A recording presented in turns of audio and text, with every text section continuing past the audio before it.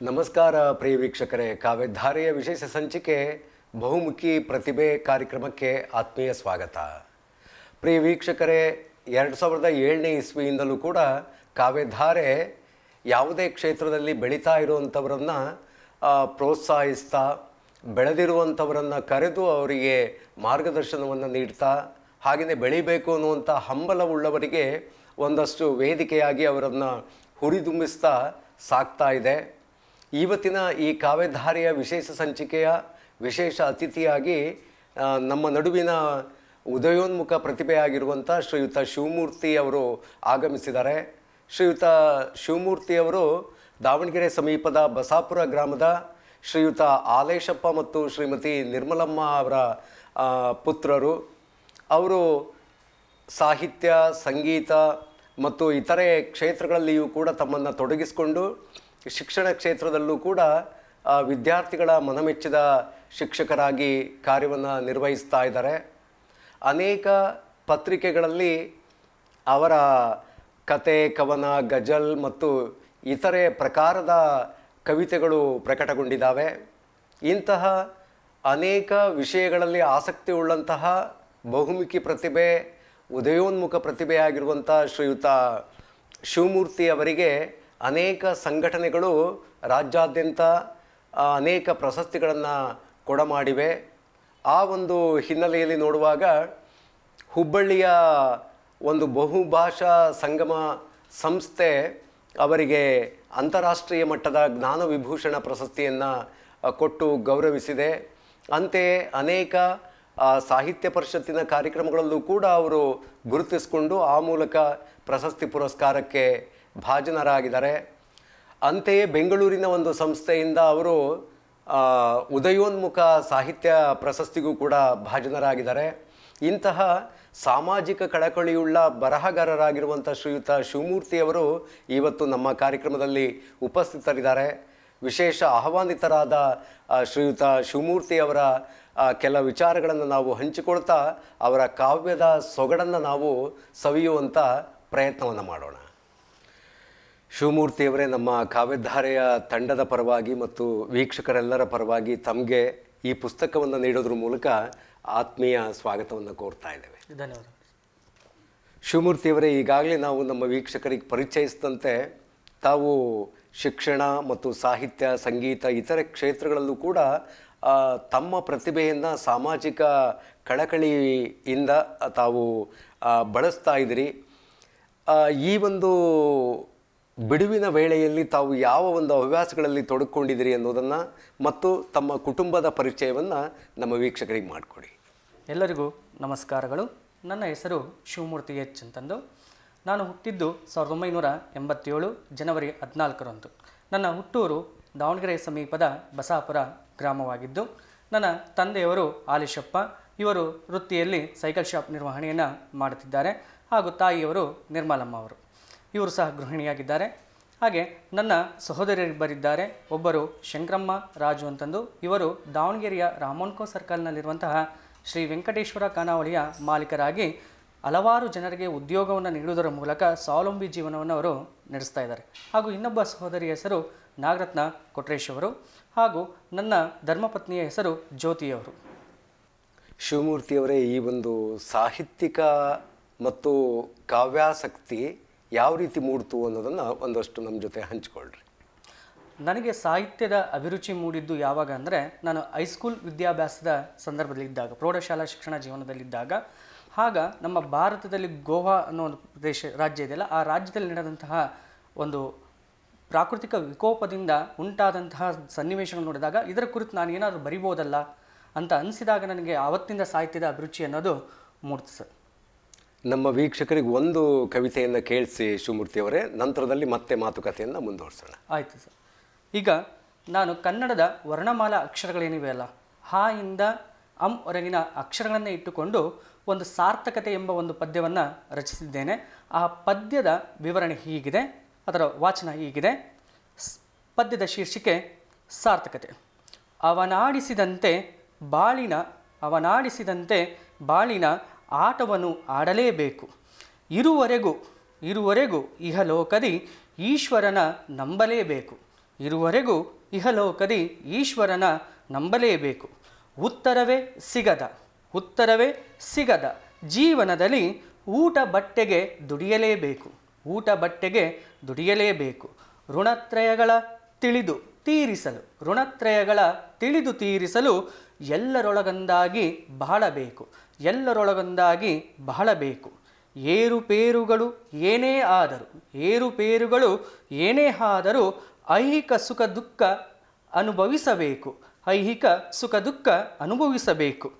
ಒಲವ ಬಿತ್ತಿ ಒಲವ ಬೆಳೆಯುತ್ತ ನಾವು ಓರೆಕೋರೆಯ ಕಳೆಗಳನ್ನು ಕೀಳಬೇಕು. ಔದಾರ್ಯ ಮನೋಭಾವವ ಹೊಂದುತ್ತ ಅಂದುಕೊಂಡಂತೆ ಜೀವನವ ನಡೆಸದೆ ಹೊಂದಿಕೊಂಡು ಸಹಬಾಳ್ವೆಯ ತತ್ವದಿಂದ ಅವನಿಯೊಳು ಸಾರ್ಥಕತೆಯಿಂದ ಬಾಳಬೇಕು. ಶಿವಮೂರ್ತಿಯವರೇ, ನಿಮ್ಮ ಈ ಕವಿತೆಯನ್ನು ಕೇಳಿಸ್ಕೊಂಡ್ರೆ ತುಂಬ ಪ್ರಬುದ್ಧವಾಗಿ ಕವಿತೆಯನ್ನು ರಚಿಸುವಂತಹ ಒಂದು ಕಲೆ ಅದು ತಮಗೆ ಸಹಜವಾಗಿ ಒದಗಿದೆ ಅನ್ನುವಂಥದ್ದು ಈ ಕವಿತೆಯಿಂದ ಕಂಡುಬರುತ್ತೆ. ತಾವು ಕತೆ, ಕವನ, ಗಜಲ್, ಟಂಕ, ರುಬಾಯಿ ಈ ರೀತಿ ಅನೇಕ ಪ್ರಕಾರಗಳಲ್ಲೂ ಕೂಡ ಕವಿತೆಯನ್ನು ರಚಿಸುವಂಥ ಒಂದು ಜ್ಞಾನವನ್ನು ಮತ್ತು ಕಲೆಯನ್ನು ದಕ್ಕಿಸ್ಕೊಂಡಿದ್ದೀರಿ. ಈ ಸಂದರ್ಭದಲ್ಲಿ ನಿಮ್ಮ ಈ ಕಲೆ ಮತ್ತು ಈ ನಿಮ್ಮ ವೃತ್ತಿ ಇವೆರಡರ ಸಮಾಗಮ ಕುರಿತು ಒಂದಷ್ಟು ಹೇಳಿ. ಮೂಲತಃ ನಾನು ಒಂದು ಬಡ ಮಧ್ಯಮ ವರ್ಗದ ಕುಟುಂಬದಲ್ಲಿ ಜನಿಸಿದವನಾಗಿದ್ದರಿಂದ ನನಗೆ ಪ್ರಾಥಮಿಕ ಶಿಕ್ಷಣ ಅಂತೇನು ಕಷ್ಟ ಆಗಲಿಲ್ಲ. ಆದರೆ ಪ್ರೌಢಶಿಕ್ಷಣ ಜೀವನಕ್ಕೆ ಬರೋಷ್ಟೊತ್ತಿಗೆ ಜೀವನದ ಜವಾಬ್ದಾರಿಗಳು ಸಹ ಹೆಚ್ಚಾಗಿದ್ವು. ಆ ಸಂದರ್ಭದಲ್ಲಿ ನನ್ನ ಅಕ್ಕನಾದಂಥ ಶಂಕರಮ್ಮ ಅವರು ತಾವು ಓದುವುದನ್ನು ನಿಲ್ಲಿಸಿ, ಅವರು ಅರ್ಧಕ್ಕೆ ನಿಲ್ಲಿಸಿ ನಮ್ಮನ್ನು ವಿದ್ಯಾಭ್ಯಾಸಕ್ಕೆ ಅವರು ಮುಂದೂಡ್ತಾರೆ. ಜೊತೆಗೆ ನಮಗೆ ಓದುವುದರ ಜೊತೆಗೆ ಜೀವನದ ಅನುಭವಗಳು ಹೇಗಾಗಬೇಕು ಅನ್ನೋದಕ್ಕೋಸ್ಕರ ಸಹಾಯ ಮಾಡ್ತಾರೆ. ಅಂದರೆ ಅವರು ನಮ್ಮನ್ನು ಕೆಲವೊಂದು ಅಂಗಡಿಗಳಲ್ಲಿ, ಬಟ್ಟೆ ಅಂಗಡಿಗಳಲ್ಲಿ, ಹೋಟೆಲ್ಗಳಲ್ಲಿ, ಗ್ಯಾರೇಜ್ಗಳಲ್ಲಿ, ಕಮ್ಯುನಿಕೇಷನ್ ಅಂಗಡಿಗಳಲ್ಲಿ ಕೆಲಸಕ್ಕೆ ಸೇರ್ತಾರೆ ರಜಾ ದಿನಗಳಲ್ಲಿ. ಆ ರಜಾ ದಿನಗಳಲ್ಲಿ ಮಾಡುವ ಕೆಲಸದಿಂದ ಬರುವಂಥ ಹಣದಿಂದ ನಮ್ಮ ವಿದ್ಯಾಭ್ಯಾಸವನ್ನು ಮುಂದುವರಿಸ್ಕೊಂಡು ಹೋಗುವಂತಹ ಒಂದು ಜವಾಬ್ದಾರಿಯನ್ನು ಅವರು ನಮಗೆ ಕಲಿಸ್ಕೊಡ್ತಾರೆ. ಈ ಮೂಲಕ ನಾನು ಪ್ರೌಢಶಾಲಾ ಶಿಕ್ಷಣಕ್ಕೆ ಬಂದಂಥ ಸಂದರ್ಭದಲ್ಲಿ ಅಲ್ಲಿ ನಮಗೆ ಇದ್ದಂತಹ ಶಿಕ್ಷಕರು ನಮಗೆ ಸಾಹಿತ್ಯದ ಬಗ್ಗೆ ಹೆಚ್ಚಿನ ಒಲವನ್ನು ಕೊಡ್ತಾಯಿದ್ರು. ಅದರಲ್ಲೂ ನಾನು ಓದಿದಂತಹ ಸರ್ಕಾರಿ ಮಾಜಿ ಪುರಸಭೆ ಕಾಲೇಜ್ ಏನಿದೆಯಲ್ಲ, ಎಕ್ಸ್ ಮುನ್ಸಿಪಲ್ ಶಾಲೆ ಅಂತ ನಾವು ಕರಿತೀವಿ, ಈ ಶಾಲೆಯಲ್ಲಿ ನಮ್ಮ ವಿದ್ಯಾರ್ಥಿಗಳ ಒಂದು ಗುಂಪುಗಳನ್ನು ಮಾಡ್ತಿದ್ರು.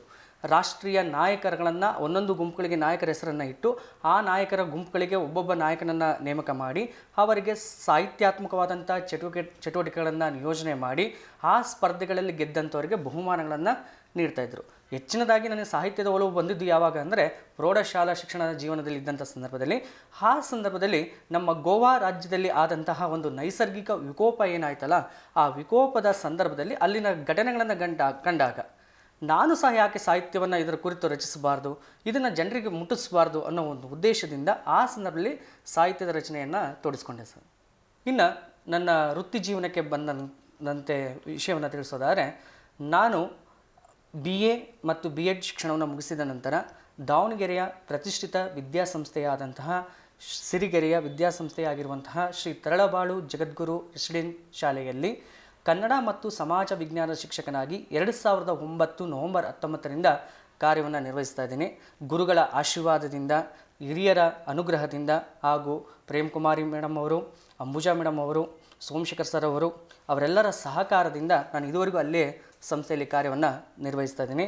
ಸಾವಿರಾರು ಮಕ್ಕಳಿಗೆ ಜೊತೆಯಲ್ಲಿ ಬೆರೆತು ಅವರೊಡನೆ ಕಲಿತು ಅವರಿಗೂ ಸಹ ಕಲಿಸುವ ಸೌಭಾಗ್ಯವೂ ಸಹ ನನಗೆ ದೊರೆತಿದೆ.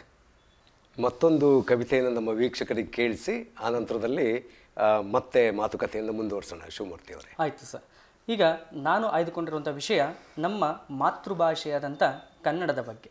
ನಮ್ಮ ಕನ್ನಡ ಕವನದ ಶೀರ್ಷಿಕೆ ನಮ್ಮ ಕನ್ನಡ. ದೈವಸ್ತುತಿಯ ಓಂಕಾರ ಗುಡಿಯು ನಮ್ಮ ಕನ್ನಡ. ದೈವಸ್ತುತಿಯ ಓಂಕಾರ ಗುಡಿಯು ನಮ್ಮ ಕನ್ನಡ. ಜೀವ ಪ್ರೀತಿಯ ಜೇಂಕಾರ ನುಡಿಯು ನಮ್ಮ ಕನ್ನಡ. ಭಾವಬಲೆಯ ಬಂಧನ ನಾಡಿಯು ನಮ್ಮ ಕನ್ನಡ. ಕಾವ್ಯಕಲೆಯ ಚಂದನ ಮುಡಿಯು ನಮ್ಮ ಕನ್ನಡ. ತಾಯಿ ಎದೆಯ ಹಾಲ ಶುಚಿಯು ನಮ್ಮ ಕನ್ನಡ. ತಾಯಿ ಎದೆಯ ಹಾಲ ಶುಚಿಯು ನಮ್ಮ ಕನ್ನಡ. ಕಾಯಿ ಹೋಳಿಗೆಯ ರಸ ರುಚಿಯು ನಮ್ಮ ಕನ್ನಡ. ಕಾಯಿ ಹೋಳಿಗೆಯ ರಸ ರುಚಿಯು ನಮ್ಮ ಕನ್ನಡ. ನಗುವಿನ ಕಡಲಳೆಯ ಮೊರೆತವು ನಮ್ಮ ಕನ್ನಡ. ನಗುವಿನ ಕಡಲಳೆಯ ಮೊರೆತವು ನಮ್ಮ ಕನ್ನಡ. ಮಗುವಿನ ಮುಗ್ಧತೆಯ ಸೆಳೆತವು ನಮ್ಮ ಕನ್ನಡ. ಮಗುವಿನ ಮುಗ್ಧತೆಯ ಸೆಳೆತವು ನಮ್ಮ ಕನ್ನಡ.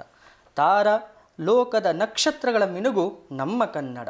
ತಾರ ಲೋಕದ ನಕ್ಷತ್ರಗಳ ಮಿನುಗು ನಮ್ಮ ಕನ್ನಡ. ಚಂದಿರನ ಬೆಳದಿಂಗಳ ಸೊಬಗು ನಮ್ಮ ಕನ್ನಡ. ಚಂದಿರನ ಬೆಳದಿಂಗಳ ಸೊಬಗು ನಮ್ಮ ಕನ್ನಡ. ಬಾಂದಳದ ಬಾನಾಡಿಗಳ ಸ್ವಚ್ಛಂದತೆ ನಮ್ಮ ಕನ್ನಡ. ಬಾಂದಳದ ಬಾನಾಡಿಗಳ ಸ್ವಚ್ಛಂದತೆ ನಮ್ಮ ಕನ್ನಡ. ನವರತ್ನಗಳ ಅಂದ ಚಂದದ ಭವ್ಯತೆ ನಮ್ಮ ಕನ್ನಡ. ನವರತ್ನಗಳ ಅಂದ ಚಂದದ ಭವ್ಯತೆ ನಮ್ಮ ಕನ್ನಡ. ವನ ಸುಮಗಳ ಪರಿಮಳ ಚಂದನ ನಮ್ಮ ಕನ್ನಡ. ವನ ಸುಮಗಳ ಪರಿಮಳ ಚಂದನ ನಮ್ಮ ಕನ್ನಡ. ಕಾನನ ಪಕ್ಷಿಗಳ ಕಲರವ ಗಾಯನ ನಮ್ಮ ಕನ್ನಡ. ಕಾನನ ಪಕ್ಷಿಗಳ ಕಲರವ ಗಾಯನ ನಮ್ಮ ಕನ್ನಡ. ದೈವಲೋಕದ ಸ್ವರ್ಗದ ನಂದನ ನಮ್ಮ ಕನ್ನಡ. ದೈವಲೋಕದ ಸ್ವರ್ಗದ ನಂದನ ನಮ್ಮ ಕನ್ನಡ. ಸಪ್ತ ಸ್ವರಗಳ ಸಂಗೀತ ಸಿಂಚನ ನಮ್ಮ ಕನ್ನಡ. ದಾಸಶ್ರೇಷ್ಠರ ಭಕ್ತಿ ಕೀರ್ತನೆಯು ನಮ್ಮ ಕನ್ನಡ. ದಾಸಶ್ರೇಷ್ಠರ ಭಕ್ತಿ ಕೀರ್ತನೆಯು ನಮ್ಮ ಕನ್ನಡ. ವಚನ ವಾಗ್ಮಯ ಬೋಧನೆಯು ನಮ್ಮ ಕನ್ನಡ. ವಚನ ವಾಗ್ಮಯ ಬೋಧನೆಯು ನಮ್ಮ ಕನ್ನಡ. ತ್ರಿಪದಿ ಸಾಂಗತ್ಯಗಳ ಛಂದಸ್ಸು ನಮ್ಮ ಕನ್ನಡ. ತ್ರಿಪದಿ ಸಾಂಗತ್ಯಗಳ ಛಂದಸ್ಸು ನಮ್ಮ ಕನ್ನಡ. ಷಟ್ಪದಿ ಕಾವ್ಯಾದಿಗಳ ತೇಜಸ್ಸು ನಮ್ಮ ಕನ್ನಡ. ಕಲೆ ವಾಸ್ತುಶಿಲ್ಪಗಳ ತವರಿನ ಸಿರಿಯು ನಮ್ಮ ಕನ್ನಡ. ಕಲೆ ವಾಸ್ತುಶಿಲ್ಪಗಳ ತವರಿನ ಸಿರಿಯು ನಮ್ಮ ಕನ್ನಡ. ಕಲಿಕವಿಗಳ ಪತಿತ ಪಾವನದ ಜರಿಯು ನಮ್ಮ ಕನ್ನಡ. ಕಲಿಕವಿಗಳ ಪತಿತ ಪಾವನದ ಜರಿಯು ನಮ್ಮ ಕನ್ನಡ. ಕರುಣೆಯ ಕಣ್ಮಣಿಗಳ ಜೀವನುಡಿಯು ನಮ್ಮ ಕನ್ನಡ. ಕರುಣೆಯ ಕಣ್ಮಣಿಗಳ ಜೀವನುಡಿಯು ನಮ್ಮ ಕನ್ನಡ. ಕರುನಾಡ ಮನೆ ಮನಗಳ ಭಾವ ಕನ್ನಡಿಯು ನಮ್ಮ ಕನ್ನಡ. ಕರುನಾಡ ಮನೆ ಮನೆಗಳ ಭಾವನುಡಿಯು ನಮ್ಮ ಕನ್ನಡ. ಜಗದೇಕ ರಾಜರ ಆಡಳಿತ ಭಾಷೆಯು ನಮ್ಮ ಕನ್ನಡ. ಜಗದೇಕ ರಾಜರ ಆಡಳಿತ ಭಾಷೆಯು ನಮ್ಮ ಕನ್ನಡ. ಜನರ ಜೀವನ ಅನುಭವ ಅಭಿಲಾಷೆಯು ನಮ್ಮ ಕನ್ನಡ. ಜನರ ಜೀವನ ಅನುಭವ ಅಭಿಲಾಷೆಯು ನಮ್ಮ ಕನ್ನಡ. ಜಗದ ಭಾಷಾ ಲಿಪಿಗಳ ಮಹಾರಾಣಿಯು ನಮ್ಮ ಕನ್ನಡ. ಜಗದ ಭಾಷಾ ಲಿಪಿಗಳ ಮಹಾರಾಣಿಯು ನಮ್ಮ ಕನ್ನಡ. ಜನರ ಋನ್ಮನಗಳ ಭಾವದ ಹರಗಿಣಿಯು ನಮ್ಮ ಕನ್ನಡ. ಭಾವದ ಹರಗಿಣಿಯು ನಮ್ಮ ಕನ್ನಡ. ನಿಮ್ಮ ಕಲೆ ಪ್ರತಿಭೆಗೆ ಅನೇಕ ಸಂಘ ಸಂಸ್ಥೆಗಳ ಒಂದು ಸಹಕಾರದಿಂದ ಸ್ಥಳೀಯ ಮಟ್ಟದಿಂದ ರಾಜ್ಯ ಮಟ್ಟದವರೆಗೆ ನೀವು ಅನೇಕ ಕಾರ್ಯಕ್ರಮಗಳಲ್ಲಿ ಭಾಗವಹಿಸುವಂಥ ಅವಕಾಶ ಲಭಿಸಿದೆ. ಈ ಒಂದು ಸಂದರ್ಭದಲ್ಲಿ ತಾವು ಯಾವ್ಯಾವ ಕಾರ್ಯಕ್ರಮಗಳಲ್ಲಿ ಭಾಗವಹಿಸಿದಿರಿ, ಹಾಗೆಯೇ ಅಲ್ಲಿಯ ಒಂದು ಅನುಭವಗಳು ಏನು ಅನ್ನೋದರ ಕುರಿತು ಒಂದಷ್ಟು ನಮ್ಮ ಜೊತೆ ಹಂಚ್ಕೊಳ್ಳಿ ಶಿವಮೂರ್ತಿ ಅವರೇ. ಸಾಹಿತ್ಯ ಕ್ಷೇತ್ರಗಳ ವಿವಿಧ ಸಂಘಟನೆಗಳಲ್ಲಿ ಪಾಲ್ಗೊಳ್ಳೋದಕ್ಕಿಂತ ಮುಂಚಿತವಾಗಿ ನಾವೇ ಸ್ವತಃ ಶಿವಾನಂದ್ ಕರೂರ್ ಹಾಗೂ ನಾನು ಸೇರಿಕೊಂಡು ಒಂದು ಕವಿ ಕಾವ್ಯ ದೀವಿಗೆ ಎಂಬ ಒಂದು ಸಾಹಿತ್ಯ ಬಳಗವನ್ನು ಸ್ಥಾಪನೆಯನ್ನು ಮಾಡಿಕೊಂಡ್ವಿ ಸರ್. ಇದಾದ ಮೇಲೆ ರಾಜ್ಯ ಕವಿವೃಕ್ಷ ಬಳಗ ಆಗಿರ್ಬೋದು, ಕವಿ ಸಾಹಿತಿಗಳ ಜೀವಾಳವಾಗಿರ್ಬೋದು, ಮುಂತಾದಂತಹ ಅನೇಕ ಸಾಹಿತ್ಯ ಸಂಘಟನೆಗಳ ವಾಟ್ಸಪ್ ಬಳಗಗಳಲ್ಲಿ ಸಕ್ರಿಯರಾಗಿದ್ದುಕೊಂಡು ಅಣಬೇರ್ ತಾರೇಶ್ ಅವರು ಹಾಗೂ ವೀರೇಶ್ BMG ಅವರ ಸಹಕಾರದಿಂದ ರಾಜ್ಯದ ವಿವಿಧ ಸಾಹಿತ್ಯ ಸಂಘಟನೆಗಳಲ್ಲಿ ನಾನು ಪಾಲ್ಗೊಂಡಿದ್ದೇನೆ. ಅಲ್ಲದೆ ಗಂಗಾಧರ್ ನಿಟ್ಟೂರು ಅವರ ಸಹದಿಂದ, ಅವರ ಪ್ರೋತ್ಸಾಹದಿಂದಲೂ ಸಹ ನಾನು ತಾಲೂಕು ಕನ್ನಡ ಸಾಹಿತ್ಯ ಸಮ್ಮೇಳನ, ಜಿಲ್ಲಾ ಕನ್ನಡ ಸಾಹಿತ್ಯ ಸಮ್ಮೇಳನದಲ್ಲಿ ಸಹ ಭಾಗವಹಿಸಿದ್ದೇನೆ. ಹಾಗೆ ಹುಬ್ಬಳ್ಳಿಯಲ್ಲಿ ನಡೆದಂತಹ ಬಹುಭಾಷಾ ಸಾಹಿತ್ಯ ಸಂಗಮ ಅಂತಾರಾಷ್ಟ್ರೀಯ ಮಟ್ಟದ ಕವಿಗೋಷ್ಠಿಯಲ್ಲಿ ಭಾಗವಹಿಸಿ ಅಂತಾರಾಷ್ಟ್ರೀಯ ಮಟ್ಟದ ಜ್ಞಾನ ವಿಭೂಷಣ ಪ್ರಶಸ್ತಿಗೂ ಸಹ ನಾನು ಭಾಜನರಾಗಿದ್ದೇನೆ. ಹಾಗೆ ನಾಡಿನ ವಿವಿಧ ಸಾಹಿತ್ಯ ದಿನಪತ್ರಿಕೆಗಳಾಗಿರುವಂತಹ ಜನಪ್ರಿಯ ದಿನಪತ್ರಿಕೆಗಳಾಗಿರುವಂತಹ ನಮ್ಮ ದಾವಣಗೆರೆಯ ನಗರವಾಣಿ ಆಗಿರ್ಬೋದು, ಜನತಾವಾಣಿ ಆಗಿರ್ಬೋದು, ಜನಮಿಡಿತ ದಿನಪತ್ರಿಕೆ ಆಗಿರ್ಬೋದು, ರಾಜ್ಯ ಮಟ್ಟದ ದಿನಪತ್ರಿಕೆಗಳಾಗಿರುವಂಥ ಕನ್ನಡಪ್ರಭ ಆಗಿರ್ಬೋದು, ಪ್ರಜಾವಾಣಿ ಆಗಿರ್ಬೋದು, ವಿಜಯವಾಣಿ, ವಿಜಯ ಕರ್ನಾಟಕ ಹಾಗೂ ಸ್ಥಳೀಯ ದಿನಪತ್ರಿಕೆಗಳಾಗಿರುವಂತಹ ಪ್ರಥಮ ಹೆಜ್ಜೆ, ಸಿಂಹಧ್ವನಿ, ಹಾಸನವಾಣಿ, ಮುಂತಾದಂತಹ ದಿನಪತ್ರಿಕೆಗಳಲ್ಲಿ ಲೇಖನಗಳನ್ನು, ಕಥೆಗಳನ್ನು, ಕವನಗಳನ್ನು, ಸಾಹಿತ್ಯದ ವಿವಿಧ ಪ್ರಕಾರಗಳಲ್ಲಿ ನನಗೆ ಅನಿಸಿದ ಅನುಭವಗಳ ಆಧಾರದ ಮೇಲೆ ನಾನು ಸಮಾಜಕ್ಕೆ ಕೊಡಬಹುದಾದಂಥ ಸಂದೇಶಗಳನ್ನು ನಾನು ಬರವಣಿಗೆ ಮೂಲಕ ನೀಡ್ತಾ ಬಂದಿದ್ದೇನೆ. ಹಾಗೆ ಅನೇಕ ಸಾಹಿತ್ಯ ಸಂಘಟನೆಗಳು ಕೂಡ ಮಾಡುವಂಥ ಪ್ರಶಸ್ತಿಗಳಿಗೂ ಸಹ ನಾನು ಭಾಜನರಾಗಿದ್ದೇನೆ. ನಾನು ಪದವಿ ಪೂರ್ವ ಶಿಕ್ಷಣದಲ್ಲಿದ್ದಂಥ ಸಂದರ್ಭದಲ್ಲಿ ದಾವಣಗೆರೆಯ ಪ್ರಸಿದ್ಧವಾದಂತಹ ಒಂದು ಮುದ್ರಣ ಮಾಧ್ಯಮ ಇತ್ತು, ರಿದಮ್ ಆಫ್ಸೆಟ್ ಪ್ರಿಂಟ್ ಅಂತಂದು. ಅದರ ಮಾಲೀಕರಾದಂಥ ಪ್ರಕಾಶ್ ಬೆಳಗಾವಿಯವರ ಸಹಕಾರದಿಂದ ನಾಡಿನ ಅನೇಕ ಸಾಹಿತ್ಯ ಸಮ್ಮೇಳನಗಳಲ್ಲಿ ಭಾಗವಹಿಸುವಂಥ ಅವಕಾಶವೂ ಸಹ ನನಗೆ ದೊರೆಯಿತು. ಅದರಲ್ಲೂ ಶಿವಮೊಗ್ಗದಲ್ಲಿ ನಡೆದಂತಹ ಅಖಿಲ ಭಾರತ ಕನ್ನಡ ಸಾಹಿತ್ಯ ಸಮ್ಮೇಳನದಲ್ಲಿ ಭಾಗವಹಿಸಿದ ಸಂದರ್ಭದಲ್ಲಿ ಕನ್ನಡದ ಹೆಸರಾಂತ ಸಾಹಿತಿಯಾದಂತಹ KS ನಿಸಾರ್ ಅಹಮದ್ ಅವರ ಸಂಪರ್ಕ ನನಗೆ ದೊರೆಯುತ್ತೆ. ಅವರ ಮಾತುಗಳು, ಅವರ ಸಲಹೆಗಳಿಂದ ನಾನು ಸಾಹಿತ್ಯದಲ್ಲಿ ಬರವಣಿಗೆಯನ್ನು ವೃದ್ಧಿಸೋದಕ್ಕೆ ಅನುಕೂಲ ಆಗುತ್ತೆ. ಅದರ ಜೊತೆಯಲ್ಲಿಗೆ ದಾವಣಗೆರೆಯ ಶಾಮನೂರು ಪಾರ್ವತಮ್ಮ ಕಲ್ಯಾಣ ಮಂಟಪದಲ್ಲಿ ಒಂದು ಸಾಹಿತ್ಯದ ವಿಚಾರಗೋಷ್ಠಿ ನಡೆಯುತ್ತೆ. ಆ ವಿಚಾರಗೋಷ್ಠಿಯಲ್ಲಿ ಕನ್ನಡದ ಕುವೆಂಪು ಅವರ ಶಿಷ್ಯರಾದಂಥ ದೇ ಜವರೇಗೌಡ ಅವರ ಒಡನಾಟವೂ ಸಹ ನನಗೆ ದೊರೆಯುತ್ತೆ. ಅವರು ನೀಡಿದಂಥ ಸಾಹಿತ್ಯಾತ್ಮಕವಾದಂತಹ ಕೆಲವೊಂದು ಸಲಹೆಗಳಿಂದ ಬರವಣಿಗೆಯನ್ನು ನಾನು ಹೆಚ್ಚಿನದಾಗಿ ವೃದ್ಧಿಸ್ಕೊಳ್ಳೋದಕ್ಕೆ, ಬರವಣಿಗೆಯಲ್ಲಿ ಏನಾದರೂ ಬದಲಾವಣೆಗಳು ಮಾಡ್ಕೊಳ್ಳೋದಕ್ಕೂ ಸಹ ಅನುಕೂಲ ಆಗುತ್ತೆ. ಎಲ್ಲದಕ್ಕೂ ಮುಖ್ಯವಾಗಿ 2019ರಲ್ಲಿ ಬೆಂಗಳೂರಿನ ದೂರದರ್ಶನ ಕೇಂದ್ರ ಚಂದನ ವಾಹಿನಿಯಲ್ಲಿ ನಡೆದಂತಹ ತಟ್ ಅಂತ ಹೇಳಿ ಕಾರ್ಯಕ್ರಮದಲ್ಲಿ ಭಾಗವಹಿಸಿದಂಥ ಸಂದರ್ಭದಲ್ಲಿ ಕನ್ನಡದ ವಾಗ್ಮಿ ಆಗಿರುವಂತಹ ಸೋಮಶೇಖರ್ ಅವರ ಒಡನಾಟವೂ ಸಹ ನನಗೆ ದೊರೆಯುತ್ತೆ.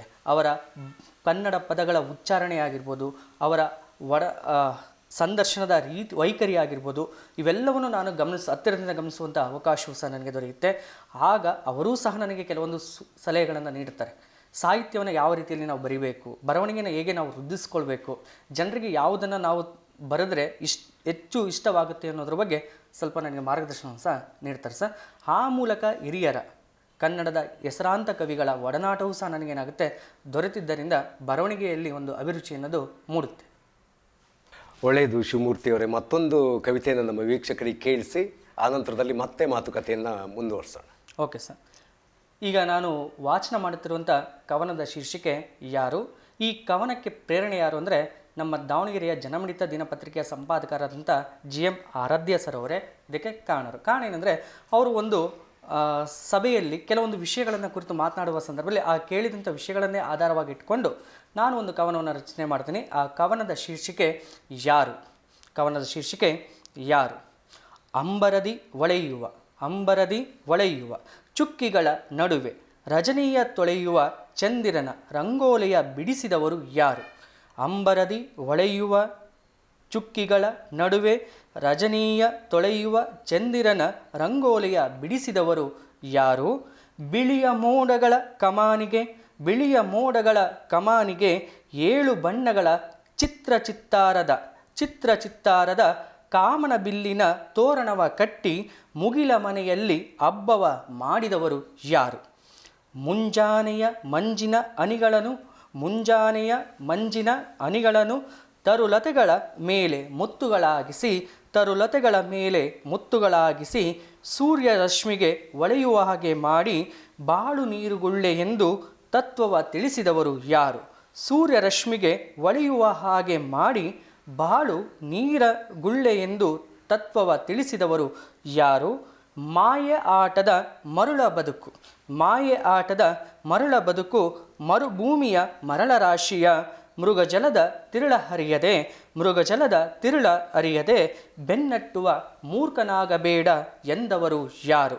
ಮೃಗಜಲದ ತಿರುಳ ಹರಿಯದೆ ಬೆನ್ನಟ್ಟುವ ಮೂರ್ಖನಾಗಬೇಡ ಎಂದವರು ಯಾರು. ಅಗಲ ಬೆಳಗುವ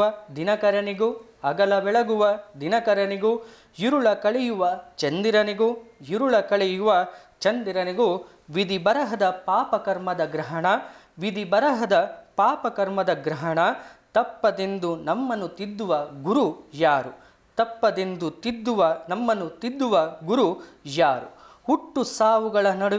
ಹುಟ್ಟು ಸಾವುಗಳ ನಡುವೆ ಬಾಳ ನದಿಯ ಅರಿಯಬಿಟ್ಟು ಭರವಸೆಯ ಅರಿಗೋಲನು ಕೈಯಲ್ಲಿ ಕೊಟ್ಟು ಈಸಬೇಕು ಇದ್ದು ಜಯಿಸಬೇಕು ಎನ್ನುವ ಆ ಭಗವಂತನು ಯಾರು. ಇವತ್ತಿನ ಯುವ ಪೀಳಿಗೆಯನ್ನು ಗಮನಿಸಿದರೆ ಸಾಕಷ್ಟು ಕಲೆ ಪ್ರತಿಭೆ ಮತ್ತು ಒಂದು ಯಾವುದೇ ಕ್ಷೇತ್ರದಲ್ಲಿ ಅವರು ಯಾವುದೇ ಒಂದು ಸಾಧನೆಯನ್ನು ಮಾಡೋದಕ್ಕೂ ಕೂಡ ಸಮರ್ಥರಾಗಿರುವಂಥದ್ದು ಮತ್ತು ಅವರು ಅದರಲ್ಲಿ ತಮ್ಮ ಒಂದು ಕ್ಷಮತೆಯನ್ನು ತೋರಿಸುವಂತಹ ಅವಕಾಶಗಳನ್ನು ಸದ್ಬಳಕೆ ಮಾಡಿಕೊಳ್ಳುವಂಥದ್ದನ್ನು ನಾವು ಹೆಚ್ಚು ಹಿಂದೆಂದಿಗಿಂತಲೂ ಈ ಒಂದು ಕಾಲಘಟ್ಟದಲ್ಲಿ ಕಾಣ್ತಾ ಇದ್ದೇವೆ. ಈ ಕುರಿತು ನಿಮಗೆ ಈ ಒಂದು ಅವಕಾಶಗಳು ಸಿಗ್ತಾ ಇರುವಂಥದ್ದು ಅದು ಒಂದು ಪ್ರೇರಣಾದಾಯಕವಾಗಿದೆಯಾ, ಸ್ಫೂರ್ತಿದಾಯಕವಾಗಿದೆಯಾ?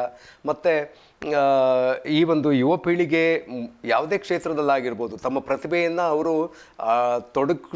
ಪ್ರತಿಭೆಯಲ್ಲಿ ತೊಡಗಿಸ್ಕೊಳ್ಳೋದಕ್ಕೆ ಮತ್ತು ಅದರಲ್ಲಿ ಮುಂದುವರಿಯೋದಕ್ಕೆ ಸರಿಯಾದ ಸಮರ್ಪಕವಾದ ಒಂದು ಅವಕಾಶಗಳು ಒದಗಿ ಬರ್ತಾ ಇದೆಯಾ ಅನ್ನೋದ್ರ ಕುರಿತು ನಿಮ್ಮ ಅನಿಸಿಕೆ ಏನು? ಹಿಂದೆಲ್ಲ ನಾವೆಲ್ಲ ಸಾಹಿತ್ಯದ ಬರವಣಿಗೆಯನ್ನು ಆರಂಭಿಸುವ ಕಾಲಘಟ್ಟದಲ್ಲಿ ಏನಾಗಿತ್ತು ಅಂದರೆ, ಯಾವುದಾದ್ರು ಒಂದು ದಿನಪತ್ರಿಕೆಗೆ ನಮ್ಮ ಕವನಗಳನ್ನು ಬರಹಗಳನ್ನು ಕೊಡಬೇಕಾದ್ರೆ ಮೊದಲು ನಮ್ಮ ಬರವಣಿಗೆ ರೂಪದಲ್ಲಿ ನಾವು ಕೊಡಬೇಕಾಗಿತ್ತು.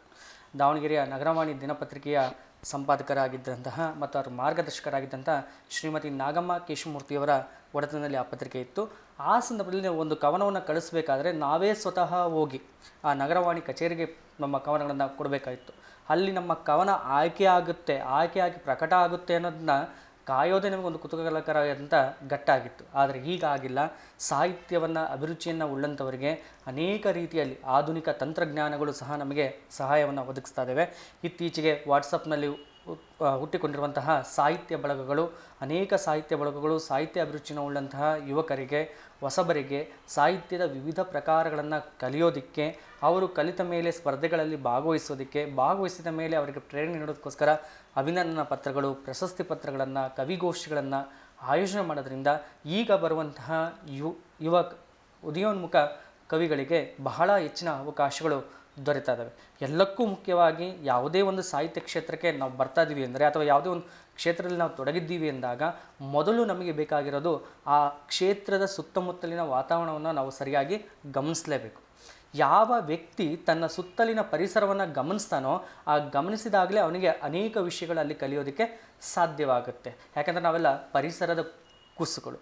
ಆ ಪರಿಸರದಿಂದಲೇ ಕಲಿಯುವಂಥವ್ರು ನಾವು. ಯಾವುದೇ ಒಬ್ಬ ಒಂದು ಸಾಹಿತ್ಯವನ್ನು ರಚನೆ ಮಾಡ್ತಾನೆ ಅಂದರೆ ಸ್ವತಃ ಆತನ ರಚನೆ ಆಗಿರಲ್ಲ. ಯಾಕಂದರೆ ಹಿರಿಯರು ಒಬ್ರು ಹೇಳ್ತಾರೆ, ಪ್ರತಿಯೊಬ್ಬ ಸಾಹಿತ್ಯ ಮತ್ತೊಬ್ಬ ಸಾಹಿತ್ಯ ಜೇಬಿನಿಂದ ಎತ್ತಿಕೊಂಡಂಥ ಎರವಲು ಅಂತಲೇ ಹೇಳ್ತಾರೆ ಹೊರತು ಆತನ ಸ್ವತಃ ರಚನೆ ಅಂತ ಹೇಳೋದಕ್ಕೆ ಆಗೋದಿಲ್ಲ. ಹಾಗೆ ಇತ್ತೀಚೆಗೆ ಬರುವಂತಹ ಉದಯೋನ್ಮುಖ ಕವಿಗಳಿಗೆ ಸಾಹಿತ್ಯ ಬಳಗಗಳು ಎಲ್ಲೆಲ್ಲಿವೆ ಹುಡುಕಬೇಕು. ಆ ಹುಡುಕೋದ್ರ ಜೊತೆಗೆ ಅದರಲ್ಲಿ ನಾವು ತೊಡಗಬೇಕು. ಕೇವಲ ಯಾರೋ ಒಂದು ಪ್ರಶಸ್ತಿ ಪತ್ರಗಳನ್ನು ಕೊಡ್ತಾರೋ ಅಥವಾ ಹಣದ ಆಮಿಷಗಳಾಗ್ತೀವೋ ಅದೆಲ್ಲ ಬದಲಾಗಿ ನಮ್ಮ ಅಭಿರುಚಿ ಏನಿದೆಯೋ, ನಮಗೆ ಏನು ಬರುತ್ತೋ ಅದು ಸರಿನೋ ತಪ್ಪೋ ಅದನ್ನು ನಾವು ಬರೆಯೋದನ್ನು ಅಭ್ಯಾಸ ಮಾಡ್ಕೋಬೇಕು. ನಾನು ಸಹ ಪ್ರಾರಂಭದಲ್ಲಿ ಬರೆಯುವಂಥ ಸಂದರ್ಭದಲ್ಲಿ ಸಣ್ಣ ಪುಟ್ಟ 4 ಸಾಲಿನ ಚುಟುಕುಗಳನ್ನೇ ಬರಿತಾ ಇದ್ದೆ. ಆ ಸಂದರ್ಭದಲ್ಲಿ ದಾವಣಗೆರೆಯ ರಘುನಾಥ್ ರಾವ್ ತಾಪ್ಸೆ ಅಂತ ಒಬ್ಬ ಹಿರಿಯ ಕವಿಗಳಿದ್ದರು. ಅವರು ನನ್ನ ಬರವಣಿಗೆಗಳನ್ನು ಗಮನಿಸ್ತಾ ಇದ್ದರು. ಕಲಾಕುಂಚ ಸಂಸ್ಥೆಯಲ್ಲಿ ಬಂದಾಗ ಒಂದು ಸತಿ ಅವರಿಗೆ ನಾನು ತೋರಿಸಿದ್ದೆ, ಸರ್ ನನ್ನ ಬರವಣಿಗೆಗಳನ್ನು ಸ್ವಲ್ಪ ನೋಡಿ ಏನಾರ ಮಾರ್ಗದರ್ಶನ ಮಾಡೋಕ್ಕಾಗುತ್ತೆ ಅಂದಾಗ ಅವರು ನನ್ನ ಕವನಗಳನ್ನು ತೆಗೆದುಕೊಂಡು ಹೋಗಿ ಆ ಕವನಗಳನ್ನು ಓದೋದ್ರ ಜೊತೆಗೆ ಅಲ್ಲಿ ಏನೇನು ತಿದ್ದುಪಡಿ ಮಾಡ್ಕೋಬೇಕು ಅನ್ನೋದ್ರ ಬಗ್ಗೆ ತಿಳಿಸಿದರು. ಜೊತೆಗೆ ನನಗೆ ಕನ್ನಡ ಸಾಹಿತ್ಯ ನಿಘಂಟನ್ನು ನನಗೆ ಒಂದು ಉಡುಗೊರೆಯಾಗಿ ಕೊಡ್ತಾರೆ. ನೋಡಪ್ಪ, ಇದರಲ್ಲಿ ಇರುವಂಥ ಪದಗಳನ್ನು ನೀನು ಚೆನ್ನಾಗಿ ಅಭ್ಯಾಸ ಮಾಡ್ಕೊ, ಈ ಪದಗಳಿಗೆ ತಕ್ಕಂತೆ ಮತ್ತೆ ಬೇರೆ ಬೇರೆ ಪದಗಳನ್ನು ತೆಗೆದು ಆ ಪದಗಳನ್ನು ಹೇಗೆ ನೀನು ಪ್ರಯೋಗ ಮಾಡ್ತೀಯ ಅನ್ನೋದನ್ನು ಕಲಿತ್ಕೊ ಅಂತಂದೇಳಿ ನನಗೆ ಪ್ರೋತ್ಸಾಹನ ಕೊಟ್ಟರು.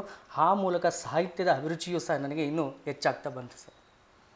ಮತ್ತೊಂದು ಕವಿತೆಯನ್ನು ನಮ್ಮ ವೀಕ್ಷಕರಿಗೆ ಕೇಳಿಸಿ ಶಿವಮೂರ್ತಿಯವರೇ. ಈಗ ಸಾಹಿತ್ಯದ ಒಂದು ಪ್ರಕಾರವಾದಂಥ ಗಜಲ್, ಮೂಲತಃ ಇದು ಗಜಲ್ ಅನ್ನೋದು ನಮ್ಮ ಸಾಹಿತ್ಯದಲ್ಲಿ ಇದ್ದಂಥದ್ದಲ್ಲ. ಇದನ್ನು ಬೇರೆ ಭಾಷೆಯ ಪ್ರಕಾರಗಳಿಂದ ಎರವಲನ್ನು ಪಡ್ಕೊಂಡು ಅದರಿಂದ ಕಲಿತು ನಾವು ಕಲಿತಂತಹ ಅನುಭವಗಳ ಆಧಾರದ ಮೇಲೆ ಒಂದು ಗಜಲನ್ನು ರಚನೆ ಮಾಡಿದ್ದೇನೆ. ಗಜಲ್ ಹೀಗಿದೆ. ಕತ್ತಲಿಗಷ್ಟೇ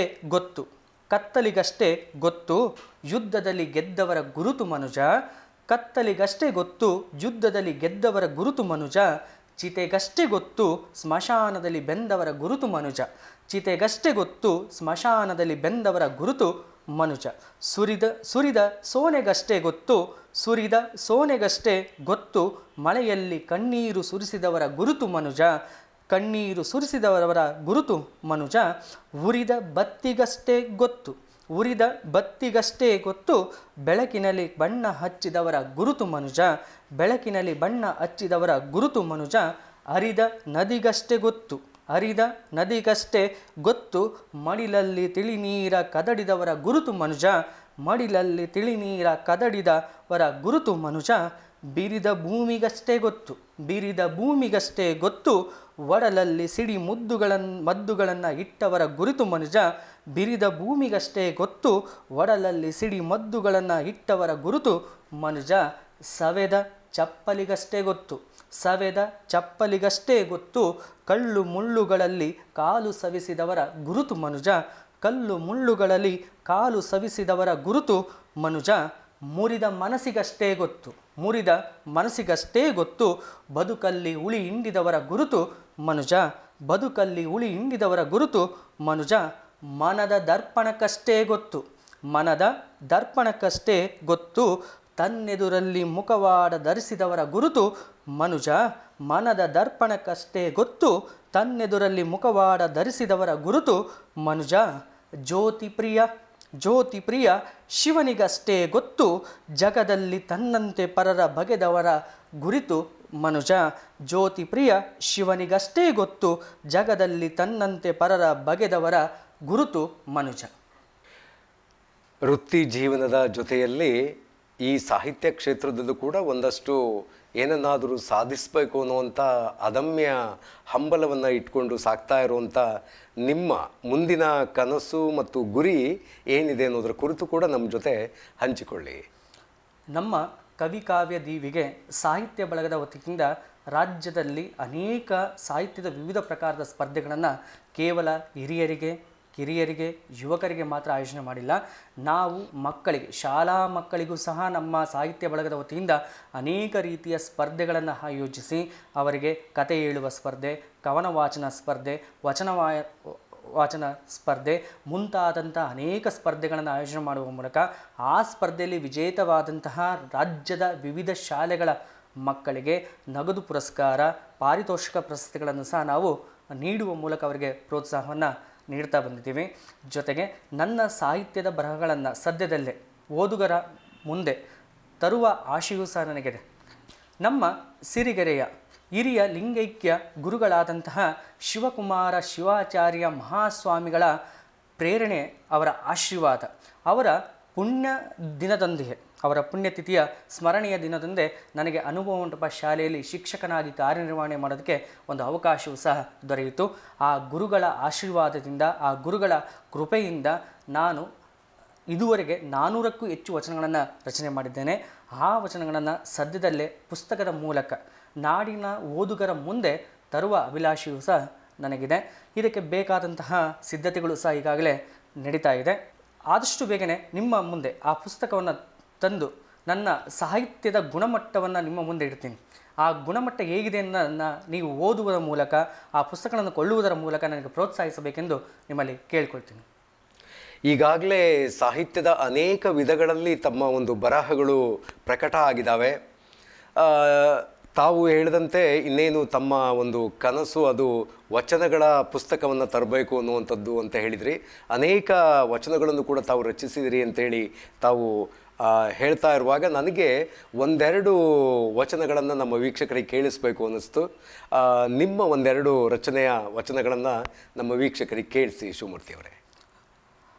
ನಮ್ಮ ವಿದ್ಯಾಸಂಸ್ಥೆಯ ಹಾಗೂ ನಮ್ಮ ಸಿರಿಗೆರೆಯ ಮಠದ ಪೂಜ್ಯ ಗುರುಗಳಾದಂತಹ ಶಿವಕುಮಾರ ಶಿವಾಚಾರ್ಯ ಮಹಾಸ್ವಾಮಿಗಳು ಹಾಗೂ ಶಿವಮೂರ್ತಿ ಶಿವಾಚಾರ್ಯ ಮಹಾಸ್ವಾಮಿಗಳು ಹಾಗೂ ನಮ್ಮ ವಿದ್ಯಾಸಂಸ್ಥೆಯ ಆಡಳಿತವನ್ನು ನೋಡಿಕೊಳ್ಳುತ್ತಿರುವಂಥ ಶಿವಪ್ರಕಾಶ ಶಿವಾಚಾರ್ಯ ಮಹಾಸ್ವಾಮಿಗಳ ಪಾದಾರವಿಂದಗಳಲ್ಲಿ ಪೊಡಮಟ್ಟು ನಾನು ಶ್ರೀ ತರಳಬಾಳು ಸದ್ಗುರುವೆ ಎಂಬ ವಚನದ ಅಂಕಿತವನ್ನು ಇಟ್ಟುಕೊಂಡು ಇದುವರೆಗೂ 400ಕ್ಕೂ ಹೆಚ್ಚು ವಚನಗಳನ್ನು ರಚನೆಯನ್ನು ಮಾಡಿದ್ದೇನೆ.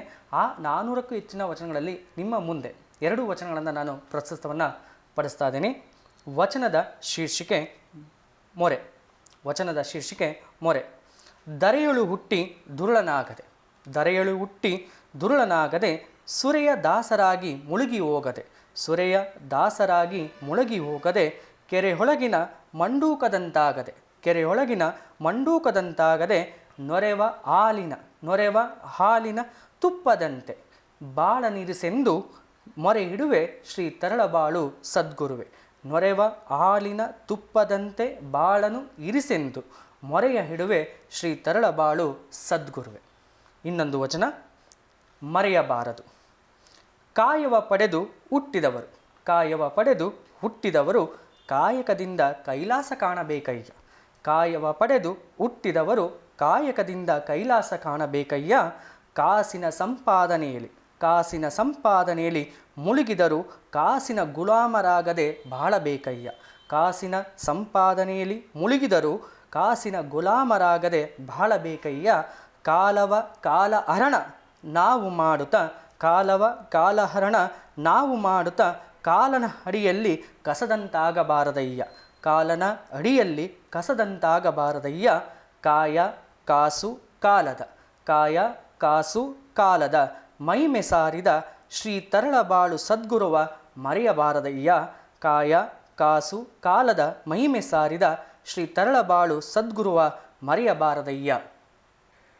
ಒಳ್ಳೆಯದು ಶಿವಮೂರ್ತಿಯವರೇ, ಇದುವರೆಗೂ ಕೂಡ ಸಾಕಷ್ಟು ವಿಚಾರಗಳನ್ನು ನೀವು ನಮ್ಮೊಡನೆ ಹಂಚಿಕೊಂಡಿದ್ದೀರಿ. ಹಾಗೆಯೇ ಈವರೆಗೂ ಕೂಡ ನಿಮ್ಮ ಸಾಹಿತ್ಯಿಕ ಬೆಳವಣಿಗೆಯನ್ನು ಗಮನಿಸಿದರೆ ಒಂದೆಡೆ ನೇರ ನಡೆನುಡಿಯ ವ್ಯಕ್ತಿತ್ವದಿಂದ ಒಂದಷ್ಟು ತಾವು ಸಜ್ಜನಿಕೆಯನ್ನು ತೋರ್ಪಡಿಸ್ತಾ ಆ ಮೂಲಕವೂ ಕೂಡ ತಮ್ಮ ವ್ಯಕ್ತಿತ್ವದ ಒಂದು ಬೆಳವಣಿಗೆಯನ್ನು ಕಂಡುಕೊಂಡಿದ್ದೀರಿ. ಹಾಗೆಯೇ ಮತ್ತೊಂದೆಡೆ ಈ ಒಂದು ಗಂಭೀರವಾದ ಚಿಂತನೆಯ ಸಾಮಾಜಿಕ ಕಳಕಳಿಯ ಬರಹಗಳ ಮೂಲಕ ತಾವು ಅನೇಕ ಸಂಘಟನೆಗಳಲ್ಲಿ ಗುರುತಿಸ್ಕೊಂಡಿದ್ದೀರಿ ಮತ್ತು ಅನೇಕ ಕಾರ್ಯಕ್ರಮಗಳಲ್ಲಿ ತಮ್ಮ ಕವಿತ್ವಕ್ಕೆ ಒಂದು ಮೆರುಗು ಉಂಟು ಮಾಡಿದಿರಿ. ಇಂತಹ ನಿಮ್ಮ ಕಲೆ ಮತ್ತು ಪ್ರತಿಭೆ ಅದು ನಿರಂತರ ಸಾಗ್ತಾ ಇರಲಿ. ಹಾಗೆಯೇ ಈ ಒಂದು ಸಾಹಿತ್ಯ ಲೋಕದಲ್ಲಿ ತಮ್ಮ ಹೆಸರು ಒಂದು ಚಿರಸ್ಥಾಯಿಯಾಗಿ ಉಳಿಯಲಿಕ್ಕೆ ನಿಮ್ಮ ಗುರುವಿನ ಆಶೀರ್ವಾದ ಮತ್ತು ಭಗವಂತನ ಆಶೀರ್ವಾದ ಸದಾ ನಿಮ್ಮೊಂದಿಗೆ ಇರಲಿ ಅನ್ನುವಂಥ ಶುಭ ಹಾರೈಕೆಯನ್ನು ನಮ್ಮ ಕಾವ್ಯಧಾರೆ ತಂಡ ನೀಡ್ತಾ ಈವರೆಗೂ ಕೂಡ ನಿಮ್ಮ ವಿಚಾರ ಲಹರಿಯನ್ನು ನಮ್ಮ ಜೊತೆ ಹಂಚಿಕೊಂಡದಕ್ಕಾಗಿ ತುಂಬು ಹೃದಯದ ವಂದನೆಗಳು. ವಂದನೆಗಳು. ಹಾಗೆ ಕಾವ್ಯಧಾರೆಯ ಕುರಿತು ನನ್ನ ಒಂದಿಷ್ಟು ಅನಿಸಿಕೆಗಳನ್ನು ಹಂಚ್ಕೊಳ್ಬೇಕೆಂಬ ಆಸೆ ಇದೆ. ಹಂಚ್ಕೋಬೋದಲ್ಲ ಸರ್? ಇದು ಕಾವ್ಯಧಾರೆ ಏನಿದೆಯಲ್ಲ, ಇದು ಹೆಸರಿಗೆ ಮಾತ್ರ ಕಾವ್ಯಧಾರೆ ಅಲ್ಲ. ಇದು ಕಾವ್ಯಧಾರೆ, ಇದು ಯುವ ಬರಹಗಾರರಿಗೆ ಆಸರೆ. ಕಾವ್ಯಧಾರೆ ಇದು ಯುವ ಬರಹಗಾರರಿಗೆ ಆಸರೆ. ಕಲಿಯುವವರಿಗೆ ಜಲದ ತೊರೆ, ಕಲಿಯುವವರಿಗೆ ಜಲದ ತೊರೆ. ವಾರಕ್ಕೊಮ್ಮೆ ತಪ್ಪದೆ ನೋಡಿರಿ ಕಾವ್ಯಧಾರೆ, ವಾರಕ್ಕೊಮ್ಮೆ ತಪ್ಪದೆ ನೋಡಿರಿ ಕಾವ್ಯಧಾರೆ.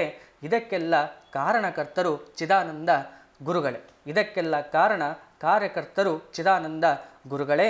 ಇದರ ಹಿಂದಿನ ರೂವಾರಿಗಳು ಗಂಗಾಧರ್ ನಿಟ್ಟೂರವರೇ, ಇದರ ಹಿಂದಿನ ರೂವಾರಿಗಳು ಗಂಗಾಧರ್ ನಿಟ್ಟೂರವರೇ.